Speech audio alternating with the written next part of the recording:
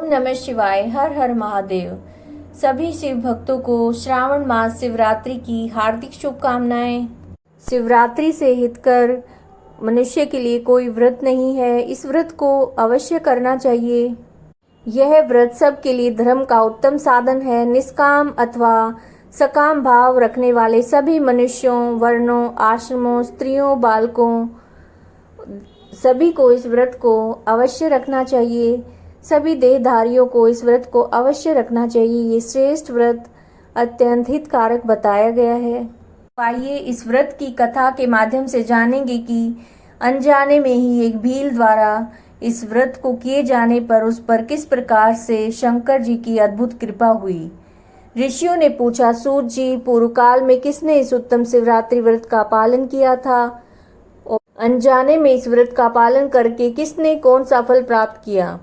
सूत जी ने कहा, ऋषियों, तुम सब लोग सुनो। मैं इस विषय में एक निषाद का प्राचीन इतिहास सुनाता हूँ जो सब पापों का नाश करने वाला है। पहले की बात है, किसी वन में एक भील रहता था जिसका नाम गुरुद्रुत था। उसका कुटुंब बहुत बड़ा था।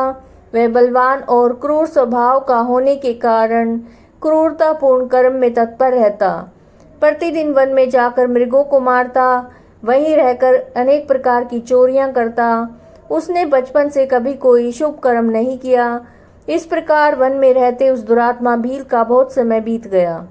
तदंतर एक दिन बड़ी सुंदर शुभकारक शिवरात्रि आई, किंतु दुरात्मा घने जंगल में निवास करने वाला था, इसलिए उस व्रत को नहीं जानता था।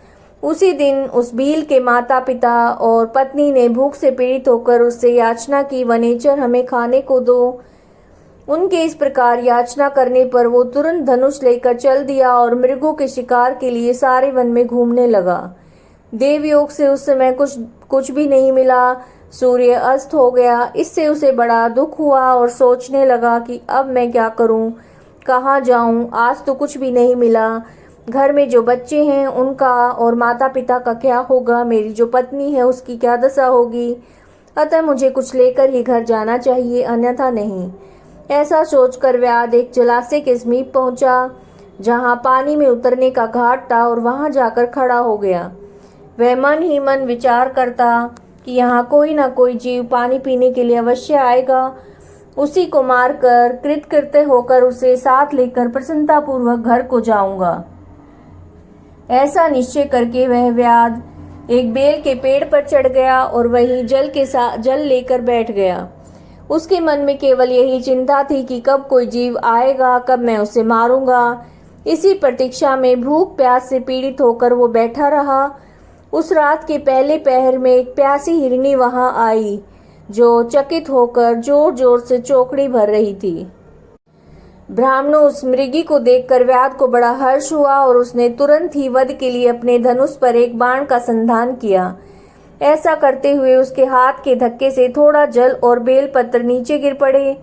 उस पेड़ के नीचे शिवलिंग था और जल और बेलपत्र से शिव की प्रथम पहर की पूजा संपन्न हो गई।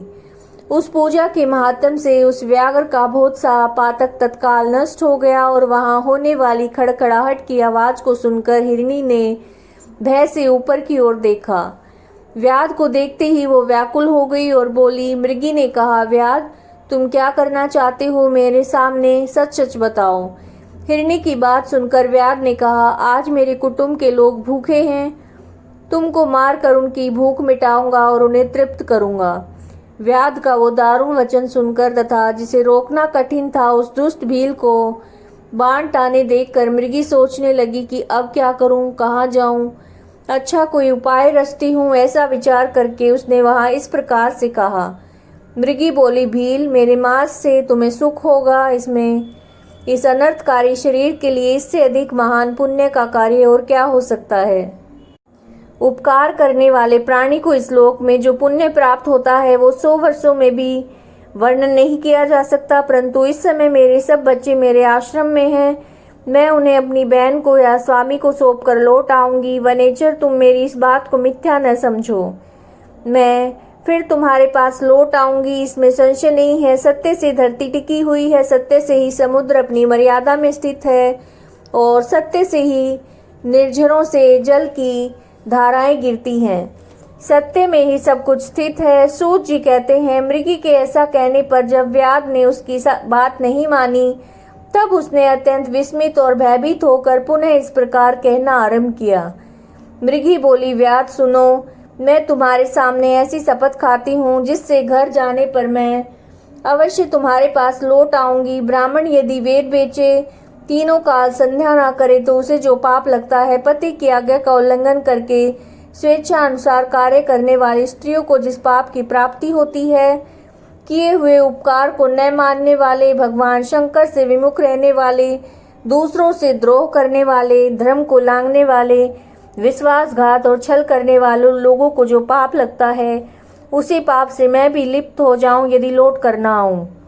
इस तरह अनेक शपथ खाकर जब मृगी चुपचाप खड़ी हो गई, तब उस व्याध ने उस पर विश्वास करके कहा, अच्छा अब तुम अपने घर को जाओ। तब वह मृगी बड़े हर्ष के साथ पानी पीकर अपने आश्रम मंडल में गई। इतने में रात का पहला पहर व्याध के जागते जागते बीत गया। तब उस हिरनी की बहन दूसरी मृगी, जिसका पहली ने स्मरण किया था, उसी की रात देखती जल पीने वहां आ गई। उसे देखकर भील ने स्वयं बाण को तरकस से खींचा। ऐसा करते समय पुनः पहले की भांति भगवान शिव के ऊपर जल और बेलपत्र गिरे। इस द्वारा महात्मा शंभु की दूसरे पैर की पूजा भी संपन्न हो गई। यद्यपि वह प्रसंगवश हुई थी तो भी व्याध के लिए सुखदायिनी हो गई। मृगी ने उसे बाण खींचते हुए देखकर पूछा, वनेचर ये क्या करते हो? व्याध ने पूर्ववत उत्तर दिया, मैं अपने भूखे कुटुंब को तृप्त करने के लिए तुम्हें मारूंगा। ये सुनकर वो मृगी ने कहा, व्याध मेरी बात सुनो, मैं धन्य हूँ, मेरा देह धारण करना सफल हो गया, क्योंकि अनित्य शरीर द्वारा उपकार होगा। लेकिन मेरे छोटे छोटे बच्चे घर में हैं, मैं एक बार जाकर उन्हें अपने स्वामी को सौंप दूं, फिर तुम्हारे पास लौट आऊंगी। व्याध बोला, तुम्हारी बात पर मुझे विश्वास नहीं है, मैं तुम्हें मारूंगा, इसमें संशय नहीं है। ये सुनकर हिरणी भगवान विष्णु की शपथ खाती हुई बोली, व्याध जो कुछ कहती हूँ उसे सुनो। यदि मैं लौट कर ना आऊं तो अपना सारा पुण्य हार जाऊं, क्योंकि जो वचन देकर उसे पलट जाता है वह अपने पुण्य को हार जाता है। जो पुरुष अपनी विवाहिता स्त्री को त्याग कर दूसरी के पास जाता है, वैदिक धर्म का उल्लंघन करके कपोल कल्पित धर्म पर चलता है, भगवान विष्णु का भक्त होकर शिव की निंदा करता है, माता पिता की निधन तिथि को श्राद्ध न करके उसे सूना बिता देता है, मन में संताप का अनुभव करके अपने दिए हुए वचन को पूरा करता है, ऐसे लोगों को जो पाप लगता है वह मुझे भी लगे यदि मैं लौट कर ना आऊं।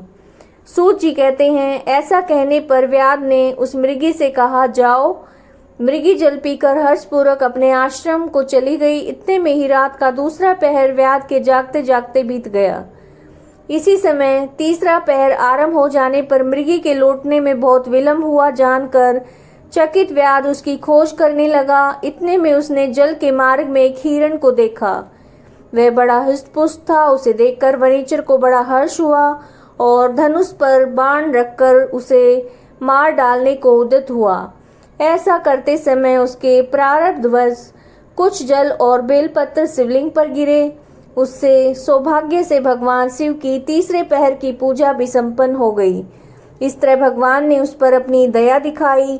पत्तों के गिरने का शब्द सुनकर उस मृग ने व्याध की ओर देखा और पूछा, क्या करते हो? व्याध ने उत्तर दिया, मैं अपने कुटुंब को भोजन देने के लिए तुम्हारा वध करूंगा। व्याध की बात सुनकर हिरण के मन में बड़ा हर्ष हुआ और तुरंत ही व्याध से इस प्रकार बोला।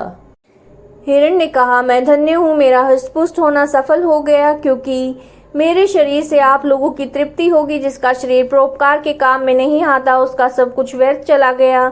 जो सामर्थ्य रहते हुए किसी का उपकार नहीं करता उसकी वो सामर्थ्य व्यर्थ चली जाती है। वह परलोक में नरकगामी होता है। परंतु एक बार मुझे जाने दो, मैं अपने बालकों को उनकी माता के हाथ सौंप कर उन सबको धीरज बंधाकर यहाँ लौट आऊंगा। ऐसा कहने पर व्याध मन ही मन बड़ा विस्मित हुआ और उसका हृदय कुछ शुद्ध हो गया था। उसके पाप पुंज नष्ट हो गए थे।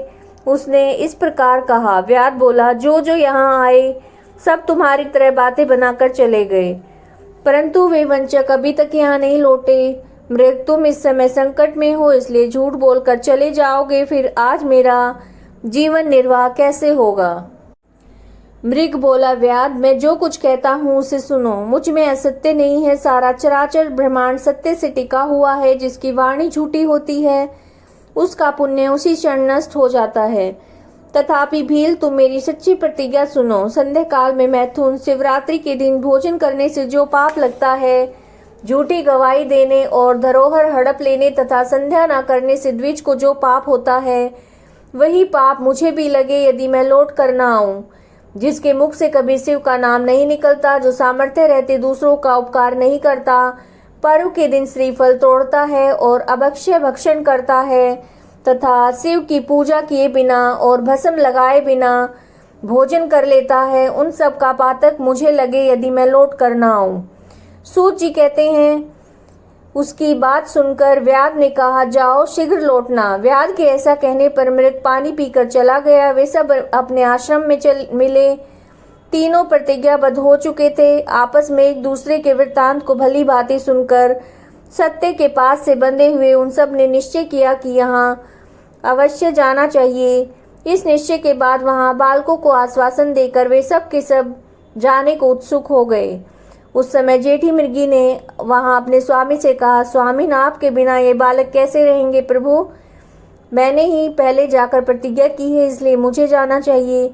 आप दोनों यहीं रहिए। उसकी ये बात सुनकर छोटी ने कहा, बहन, मैं तुम्हारी सेविका हूँ, इसलिए आज मैं व्याध के पास जाती हूँ, तुम यहाँ रहो।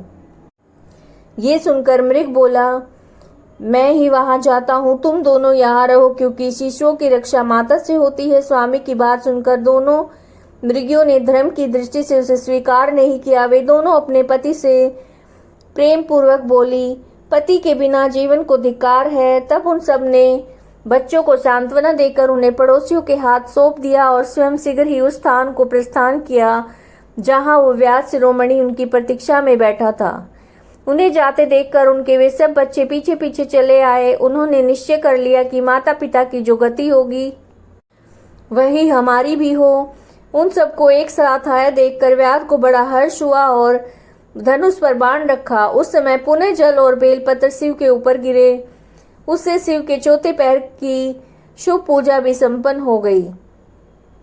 इस समय व्याध का सारा पाप तत्काल भस्म हो गया। इतने में दोनों मृगियां और मृग बोल उठे, व्याध शिरोमणि, शीघ्र ही कृपा करके हमारे शरीर को सार्थक कीजिए।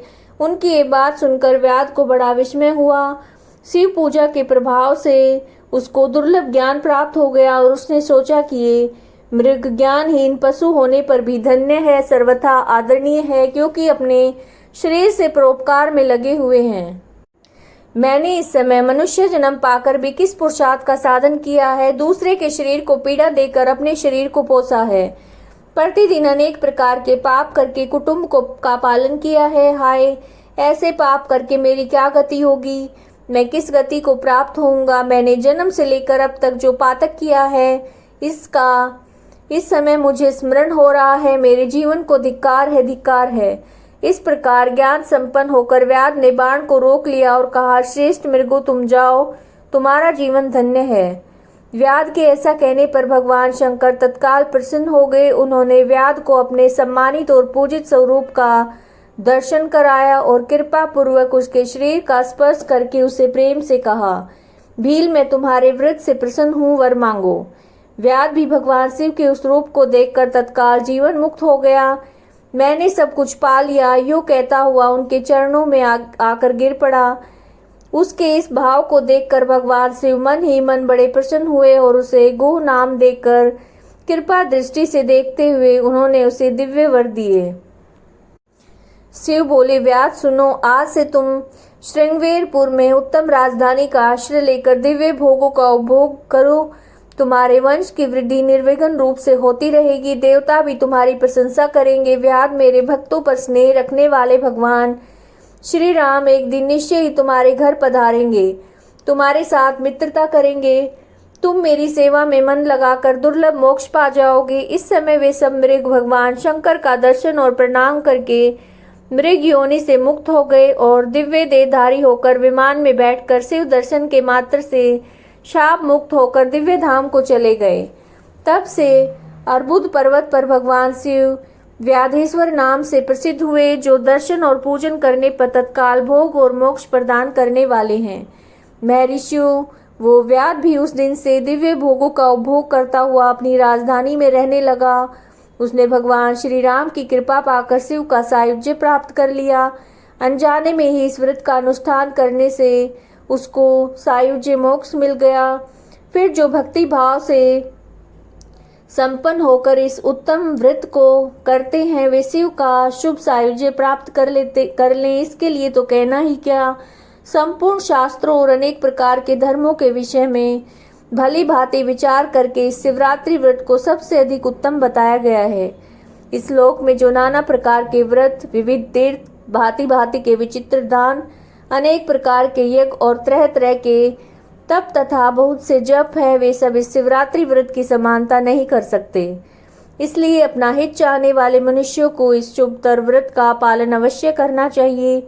ये शिवरात्रि व्रत दिव्य है, इसे सदा भोग और मोक्ष की प्राप्ति होती है। महर्षियों, ये शुभ शिवरात्रि व्रतराज के नाम से विख्यात है। इसके विषय में सारी बातें मैंने तुम्हें बता दी, अब और क्या सुनना चाहते हो? तो ये आपने शिवरात्रि व्रत की कथा सुनी। उम्मीद है आपको वीडियोस पसंद आ रहे होंगे और शिव पुराण की कथाएं इस चैनल पर नित्य सुनाई जा रही हैं। तो चैनल को सब्सक्राइब कीजिए और बेल आइकन को प्रेस कीजिए ताकि समय से आपको नोटिफिकेशन मिल सके। हर हर महादेव।